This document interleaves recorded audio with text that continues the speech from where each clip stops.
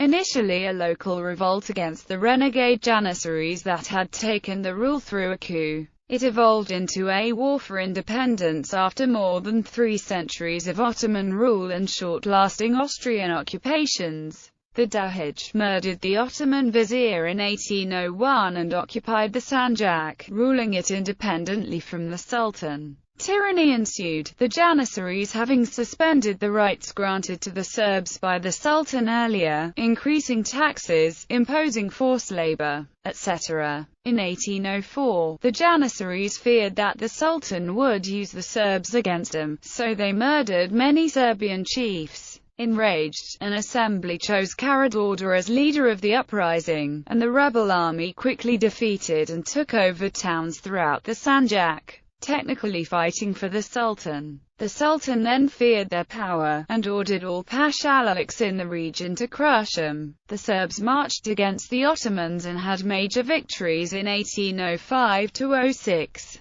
and established a government and parliament that returned the land to the people, abolished forced labor and reduced taxes. Military success continued over the years. However, there was dissent between Karađorđe and other leaders. Karađorđe wanted absolute power, while his dukes, some of whom abused their privileges for personal gain, wanted to limit it. After the Russo-Turkish War ended and Russian support ceased, the Ottoman Empire exploited these circumstances and reconquered Serbia in 1813. Although it was crushed, the uprising was continued by the Second Serbian Uprising in 1815, which resulted in the creation of the Principality of Serbia, as it gained semi-independence from Ottoman Empire in 1817. Background: in 1788, during the Austro-Turkish War, Koka's frontier rebellion saw eastern Šumadija occupied by Austrian Serbian Free Corps and Hajduks,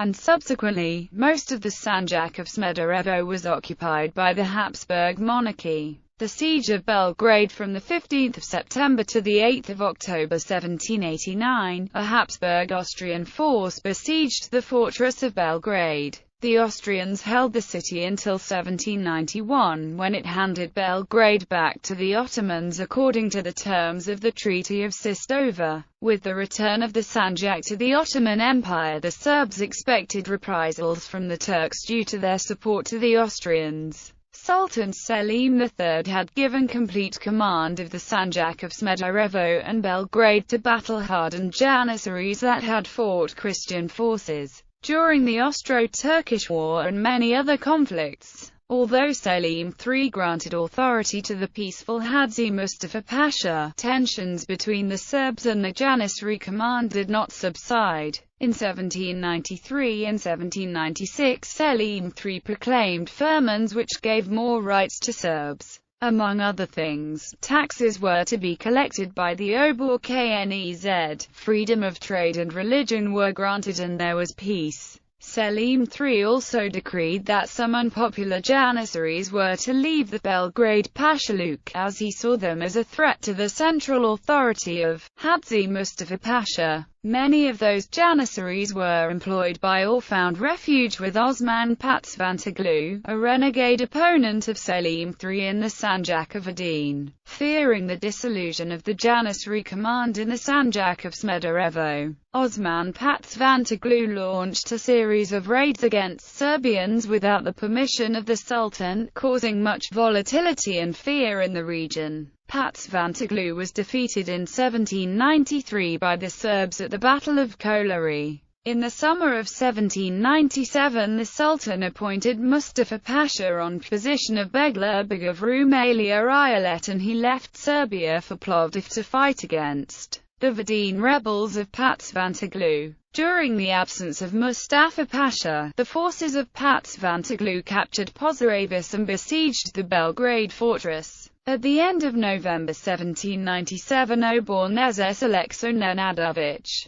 Ilya Buchanan and Nikola Grabovic from Valjevo brought their forces to Belgrade and forced the besieging Janissary forces to retreat to Smederevo. However, on January 30, 1799, Selim III allowed the Janissaries to return, referring to them as local Muslims from the Sanjak of Smederevo. Initially the Janissaries accepted the authority of Hadzi Mustafa Pasha, until a Janissary in Sabak, named Begonovianin, demanded from a Serb a surcharge and murdered the Serb when he refused to pay. Fearing the worst, Hadzi Mustafa Pasha marched on Sabak with a force of 600 to ensure that the Janissary was brought to justice and order was restored. Not only did the other Janissaries decided to support Begonovianin, but Osman Patsvantiglu attacked the Belgrade Pasahaluk in support of the Janissaries. On 15 December 1801, Vizier Hadzi Mustafa Pasha of Belgrade was killed by Kukukaliya, one of the four leading Dahij. This resulted in the Sanjak of Smederevo being ruled by these renegade Janissaries independently from the Ottoman government. In defiance to the Sultan, the leaders divided the Sanjak into Pashaluks. They immediately suspended the Serbian autonomy and drastically increased taxes. Land was seized, forced labor was introduced, and many Serbs fled the Janissaries in fear. The tyranny endured by the Serbs caused them to send a petition to the Sultan, which the Dahij learnt of. The Dahij started to fear that the Sultan would make use of the Serbs to oust them. To forestall this, they decided to execute leading Serbs throughout the Sanjak, in the event known as the Slaughter of the Nezes, which took place in late January 1804. According to contemporary sources from Valjevo, the severed heads of the murdered leaders were put on public display in the central square to serve as an example to those who might plot against the rule of the Dahij. This enraged the Serbs, who led their families into the woods and started murdering the srpski that had been employed by the Dahij, and also attacking Ottoman forces. The Dahij sent out the most diplomatic, Agunlia, with a strong force to frighten and calm them down, in order to avoid escalation into armed conflict, which would be hard for the Janissaries to manage, but to no avail. Uprising against the Dahij. On 14 February 1804, in the small village of Orasak near Arandelovac, leading Serbs gathered and decided to undertake an uprising, choosing Karađorđe Petrović as their leader. The Serbs, at first technically fighting on the behalf of the Sultan against the Janissaries, were encouraged and aided by a certain Ottoman official and the Sipahi. The Sultan had a firman issued on 12 March for their support. For their small numbers, the Serbs had great military successes, having taken Požarevac, Sabak, and charged Smederevo and Belgrade in a quick succession. The Sultan, who feared that the Serb movement might get out of hand, sent the former Pasha of Belgrade, and now Vizier of Bosnia, Bekir Pasha, to officially assist the Serbs, but in reality to keep them under control. Alija Gosanic, the Janissary commander of Belgrade, faced by both Serbs and imperial authority, decided to let Bekir Pasha into the city in July 1804. The Dahij had previously fled east to Adakale, an island on the Danube. Bekir ordered the surrender of the Dahij. Meanwhile, Karađorđe sent his commander Milenko Stoković to the island. The Dahij refused, upon which Stoković attacked and captured him, and had him beheaded, on the night of 5–6 August 1804. After crushing the power of the Dahij, Bekir Pasha wanted the Serbs to be disbanded. However, as the Janissaries still held important towns, such as Uzis, the Serbs were unwilling to halt without guarantees. The Sultan now ordered the surrounding Pashaluks to suppress the Serbs. Realizing the threat, the Serbs sought foreign help, sending a delegation to St. Petersburg in September 1804, which returned with money and promise of diplomatic support. The First Serbian Uprising, the first stage of the Serbian Revolution, had thus begun. Uprising against the Ottomans. Eventually, the negotiations failed, and the Sultan organized a military campaign against the uprising. The first major battle of the uprising was the Battle of Ivankovac in 1805, where Karađorđe defeated the Turkish army and forced it to retreat toward Nis.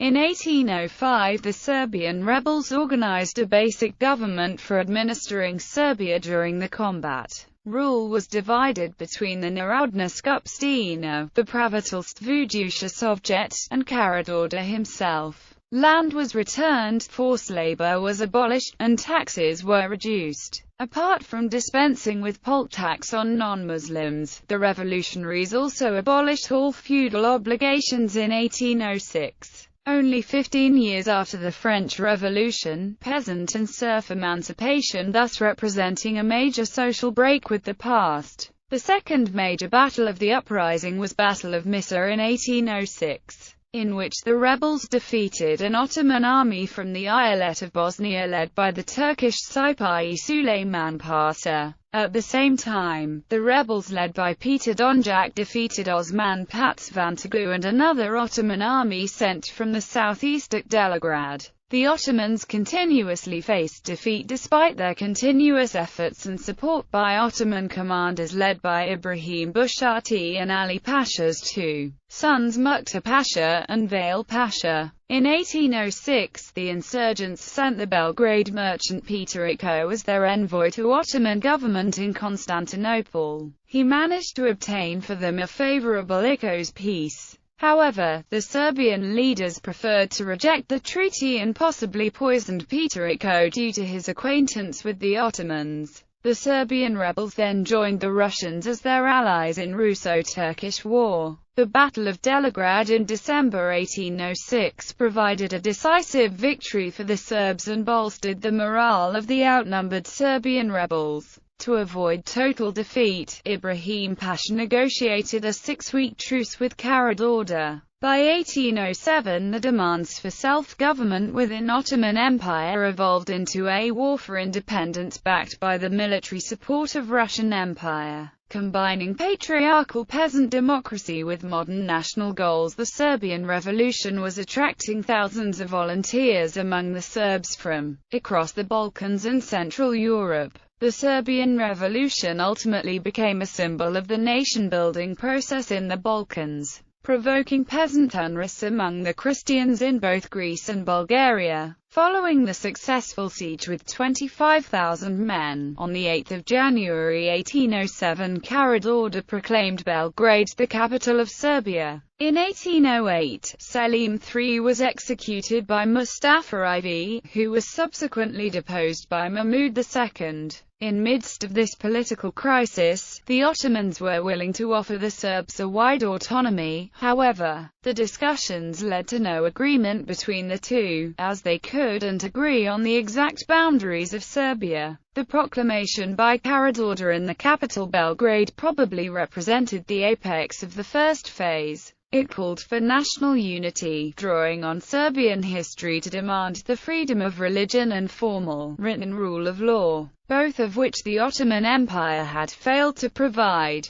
It also called on Serbs to stop paying taxes to the Porte, deemed unfair as based on religious affiliation. Karađorđe now declared himself hereditary supreme leader of Serbia, although he agreed to act in cooperation with the governing council, which was to also be the Supreme Court. When the Ottoman-Russian War broke out in 1809, he was prepared to support Russia. The cooperation was, however, ineffective. Karađorđe launched a successful offensive in Novi Pazar, but Serbian forces were subsequently defeated at Battle of Sega. In March 1809, Hursid Pasha was sent to the Sanjak of Smederevo in order to repress the revolt. The diverse Ottoman force included vast numbers of soldiers from many nearby pashaliks, including servicemen such as Samson Surfbear of Medelsheim, Osman Gradasovic and Rishit Bushati. Owing to a lack of coordination between commanders, the reinforcement of other detachments failed. Although the numerically superior Ottomans lost thousands of troops in numerous attacks against the Serb positions, eventually, the rebels were overwhelmed, their positions were overrun. Not wishing for his men to be captured and impaled, Sindelik shot into his entrenchment's gunpowder magazine, resulting in an explosion that killed all the rebels and Ottoman troops in the vicinity. Afterward, Hurshid Pasha ordered that a tower be made from the skulls of Serbian revolutionaries. Once complete, the 10-foot-high skull tower contained 952 Serbian skulls embedded on 4 sides in 14 rows. In July 1810, Russian troops arrived in Serbia for the second time. This time some military cooperation followed. Weapons, ammunition, and medical supplies were sent, and Marshal M.I. Kutuzov, the great commander, participated in the planning of joint actions. The Russian assistance gave hope for a Serb victory. However, events in Europe were in the way. In August 1809, an Ottoman army marched on Belgrade, prompting a mass exodus of people across the Danube, among them Russian agent Rado Finikin. Facing disaster, Karađorđe appealed to the Habsburgs and Napoleon, with no success. At this point, the Serb rebels were on the defensive. Their aim was to hold the territories and not make further gains. Russia, faced with the French invasion, wished to sign definitive peace treaty, and acted against the interest of Serbia. The Serbs were never informed of the negotiations. They learned the final terms from the Ottomans. This second Russian withdrawal came at the height of Karađorđe's personal power, and rise of Serb expectations. The negotiations that led to the Treaty of Bucharest had Article 8, dealing with the Serbs. It was agreed that Serb fortifications were to be destroyed, unless of value to the Ottomans. Pre-1804 Ottoman installations were to be reoccupied and garrisoned by Ottoman troops. In return, the Porte promised general amnesty and certain autonomous rights. The Serbs were to control the administration of their own affairs, and the collection and delivery of a fixed tribute. The reactions in Serbia were strong. The reoccupation of fortresses and cities was of particular concern, and fearful reprisals were expected. Some of the leaders of the uprising later abused their privileges for personal gain. There was dissent between Karađorđe and other leaders. Karađorđe wanted absolute power, while his dukes wanted to limit it. After the Russo-Turkish War ended, and pressure of French invasion in 1812, the Russian Empire withdrew its support for the Serb rebels. The Ottoman Empire exploited these circumstances and reconquered Serbia in 1813 after Belgrade was retaken. The Ottoman forces burned down villages along main invading routes while their inhabitants were massacred or made refugees, with many women and children being enslaved. Karađorđe, along with other rebel leaders, fled to the Austrian Empire on 21 September 1813. Aftermath. With the re-establishment of Ottoman control, many of the revolutionaries, including Karađorđe Petrović, fled to Habsburg Empire. Recaptured by the Ottomans in October 1813, Belgrade became a scene of brutal revenge, with hundreds of its citizens massacred and thousands sold into slavery as far as Asia. Direct Ottoman rule also meant the abolition of all Serbian institutions and the return of Ottoman Turks to Serbia. Tensions persisted. In 1814, veteran Hadži Prodan launched a revolt which failed. After a riot at a Turkish estate in 1814, the Ottoman authorities massacred the local population and publicly impaled 200 prisoners at Belgrade. By March 1815, Serbs held several meetings and decided upon continued revolt, the Second Serbian Uprising of 1815, which eventually succeeded in securing Serbian autonomy. Government rule was divided between Grand Leader Karađorđe, the Narodna Skupština, and the Praviteljstvo Sovjet, established in 1805. Ruling Council. The ruling council was established by recommendation of the Russian Minister for Foreign Affairs Czartoryski and on the proposal of some of the dukes. The idea of Boža Grujović, the first secretary, and Matija Nenadović, the first president, was that the council would become the government of the new Serbian state. It had to organize and supervise the administration, the economy, army supply, order and peace, judiciary, and foreign policy. Gallery. Serbia in 1809, during the First Serbian Uprising. Serbia in 1813, during the First Serbian Uprising. seal of Pravitelstvo Sovjet. Flintlock pistols from First Serbian Uprising. Uniform and weapons of a regular soldier. Bibliography. Kalle, Benny. Die Geschichte des Serbischen Aufstandes, 1807–1810. Dragoslav Yankovic. Vuk Stefanovic Karadzic. With a portrait. Vladimir Stojancevic. Prvi srpski ustanak. Ogildy I Studij. Vojna KNJ. Andrei Vuvnovis. ISBN 9788682925101. Vladimir Stojancevic. Srbija srpski narodivrim privog ustanka. Matica srpska.